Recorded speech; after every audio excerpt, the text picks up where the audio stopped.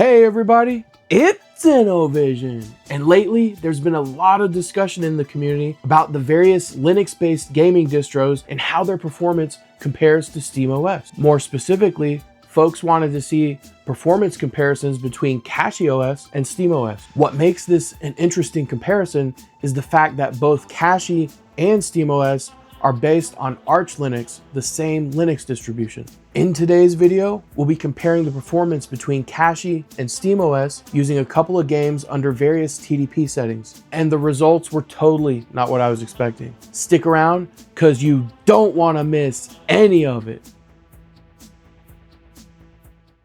As we get started, a couple of quick public service announcements and community updates. I'd like to thank Fernie and Kev for putting a tip in my tip jar. Thank you for your generosity, and I'd like to thank our channel members for your generosity and for being along with us for this ride. It is through that support that I'm going to be able to continue to grow the reach of this channel and develop new and interesting content that everyone can enjoy. There have been a few folks that have had issues creating their USB recovery media, working on the dual boot guides, and Kev brought up a very interesting observation, and it's actually something that I take for granted sometimes because I'm always using the fastest USB drives that I have in my possession. He noticed that the ability to boot off the recovery media is far less likely to succeed if you're using an older USB 2 storage media. And so if you're running into issues creating recovery media, please make sure that you're using a USB 3 or newer storage device. Try switching between Balena Etcher and Rufus, and also try the different disk images that we have linked in the descriptions of the videos. If you recall, there was a tool called Legion Go Utils that I put together to enable dynamic kernel module support in order to enable custom fan curves on your Legion Go and Legion Go 2 devices. The latest SteamOS update breaks compatibility with that tool. I'm working on an update for Legion Go Utils that will make it work with the latest version of SteamOS. My hope is that it should be ready next week sometime. And last but not least, I've got Secure Boot working under SteamOS. I'm working on some content on how to enable that. It's going to prove to be very interesting. Now back to the central topic of this video. If you recall, last time we compared the performance of Bazzite versus SteamOS on the original Legion Go hardware. The reason I chose the original Legion Go is because it's the console I have the most uptime with. This week, we're going to repeat the same experiment, but using CachyOS versus SteamOS. The two games that we're using for our study today are the Talos Principle and the Rise of the Tomb Raider. We're going to take a look at 15, 20, and 25 watt TDP settings. At the end of the video, there's a treat. Let's take a look at the Talos Principle. Here we're using the full resolution of the Legion Go panel, 2560 by 1600, with the very high quality graphics preset.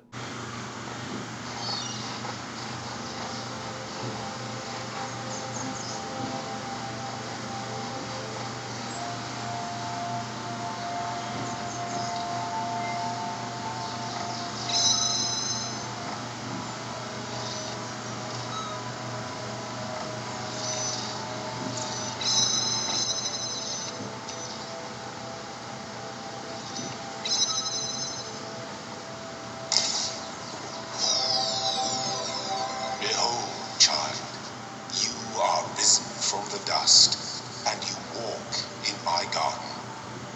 Hear now my voice, and know that I am your maker, and I am called Elohim.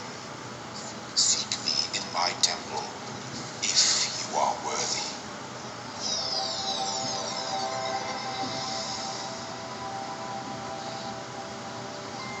Here we have a bar graph of the Talos Principle's average frames per second while running the benchmark under 15, 20, and 25 watt TDP settings for CachyOS and SteamOS. CachyOS is the teal bar and SteamOS is the blue bar. And what we see across the board here is the performance is actually quite similar. At the lower TDP setting of 15 watts, CachyOS has about a 3 to 4% performance benefit, but at the 20 and 25 watt TDP, they're almost neck and neck. At 25 watts, SteamOS seems to have a slight advantage, but these differences are very small. In general, anything that's less than 3% is probably variability or noise in the experiment itself. Like each process has its own noise. At 15 watt TDP, it's kind of leaning more towards a 4% difference. So there really is some performance delta there. Here we have a graph of the max temperature observed during the benchmark. Again, we're looking at 15, 20, and 25 watt TDP settings. The light teal is the CachyOS GPU temperature, and the light blue is the SteamOS GPU temperature. And here they're pretty much neck and neck. We just see a couple degree difference between the two. It does seem that SteamOS doesn't have to work as hard as CachyOS, and this might even be attributed to the CPU scheduler, but we'll see here at the end. At the end of the video, there's a treat. We're going to have a sneak peek at switching the CPU scheduler in CachyOS with the LAVD scheduler that SteamOS uses. Now let's take a look at Rise of the Tomb Raider. What I like about this benchmark is that it includes 3 different environments, and these different environments stress the graphics pipeline in different ways. So we're going to take a look at 15, 20, and 25 watt TDP settings. We're using 1280 by 800 integer scaling with the high graphics quality preset.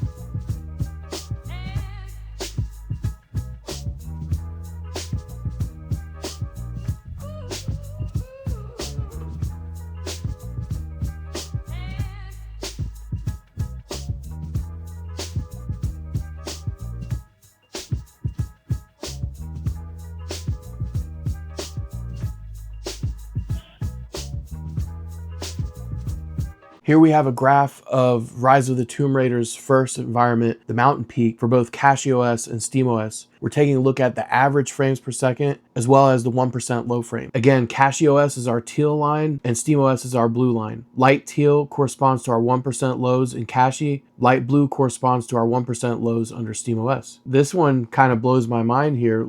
Look at the performance delta between SteamOS and Cachy at the 15 watt TDP. Yeah, we see almost a 33% performance benefit of CachyOS here. We do see it's at the detriment of quality of service though. We've got more stable frame rates on SteamOS, but as we crank up the TDP, that performance benefit starts to disappear. And at 20 watt TDP, I don't know what's going on with CachyOS. You know, SteamOS has 1% low frames. SteamOS has nearly double the frame rate, so that would convey it's more stable under SteamOS. Now we're looking at a graph of the second environment in the Rise of the Tomb Raider benchmark. Cachy's teal, SteamOS is blue, and we see a similar trend here. At the lower TDP, Cachy's getting a 10 frame per second performance boost, which translates to a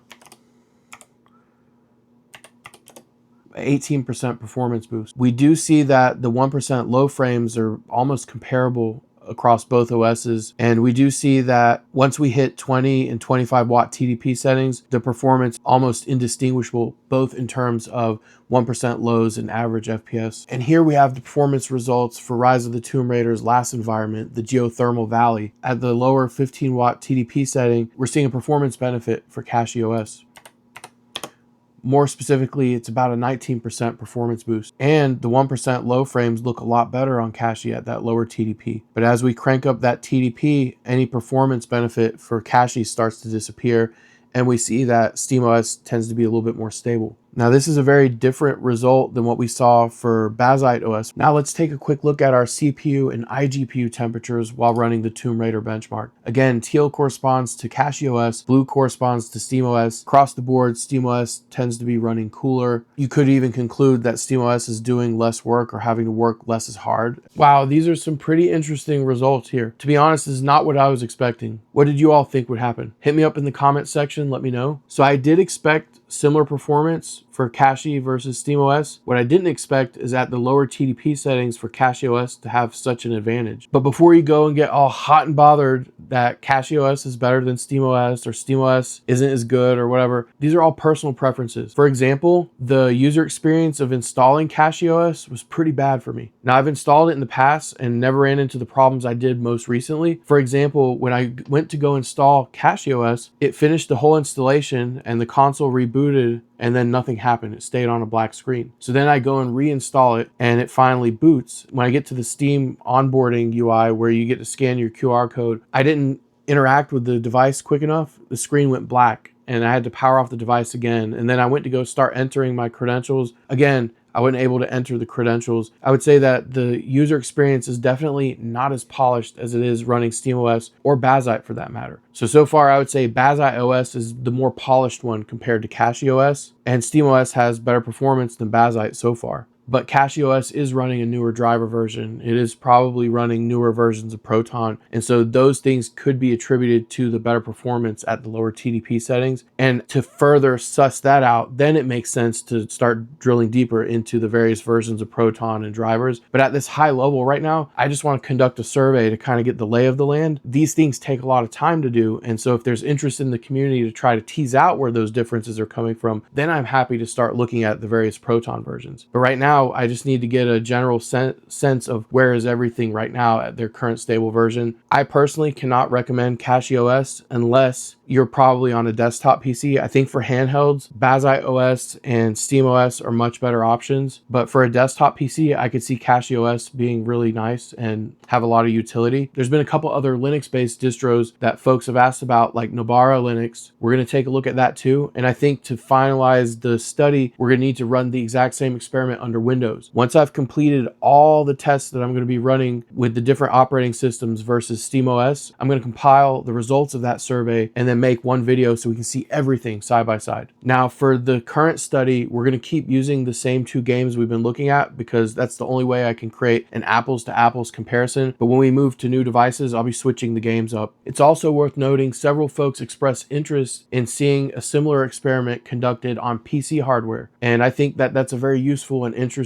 set of experiments, and I plan on doing that. I also would like to run a series of experiments on the Legion Go 2 as well. After this first round of tests with Cachy versus SteamOS, I can start to draw a conclusion that the choice of the underlying Linux distro does significantly affect your performance here, at least on handhelds, at least on the original Legion Go. As we add more devices under our belt and we add full desktop computer testing, I think we'll start to see even more trends or patterns. Now, what we have on the screen here are the average frames per second running the Talos Principle benchmark. The graph on the left is with CachyOS using the default CPU scheduler, and the graph that we have here on the right is with CachyOS using the LAVD CPU scheduler. I'd like to thank our viewer Hardware Accent for recommending this as a topic of discussion. Now, this isn't meant to be a complete survey of the kind of performance we'd get when we switch the scheduler. It's more like a sneak peek to say that we can switch the CPU scheduler. It may or may not affect the performance of our system. What we see here is we get the exact same performance no matter what scheduler we're using. I think we're going to have to test more games to kind of suss out any difference there. LAVD stands for Latency Critical Aware Virtual Deadline Scheduling Algorithm. This same CPU scheduler is used across high-performance computing clusters, even at Meta. So it's a very robust and reliable scheduling algorithm.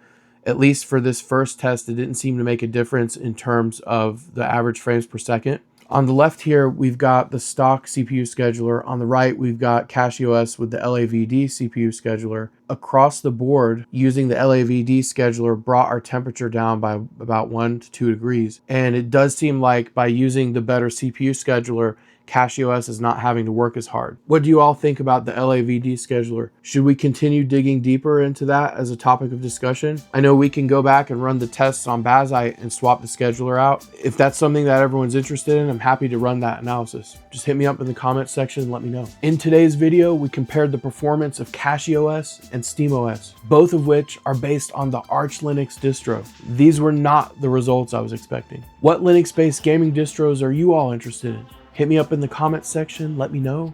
Be sure to hit that like button and subscribe, hype the video. That way you don't miss all the amazing toys and gaming tips we've got coming down the pipeline. If you're enjoying my how-to guides and handheld related content, be sure to like the video and subscribe. That way you get that notification as soon as a new video comes out.